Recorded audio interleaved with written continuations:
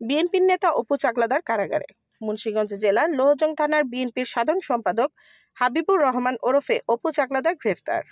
দীর্ঘদিন ধরে পুলিশ খোঁজার পর গত 5ই জানুয়ারি ঢাকার সিএমএইচ আদালতে মানি লন্ডারিং মামলায় হাজিরা দিতে গিয়ে আদালতে তার জামিন নামঞ্জুর করে কারাগারে প্রেরণ করেন।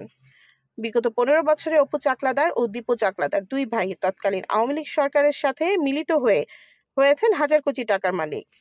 আওয়ামী লীগ নেতাদের ছত্রছায়ায় তৎকালীন আওয়ামী লীগ সরকারের আমলে দুর্নীতি ও মানি লন্ডারিং এর মতো মামলা থাকা সত্ত্বেও বারবার বেঁচে যান বিএনপির এই নেতা অপু চাকলাদার। নামে বিএনপি রাজনীতির সাথে জড়িত হলেও আওয়ামী লীগ সরকারের আমলে হয়েছেন আঙুল ফুলে কলা গাছ।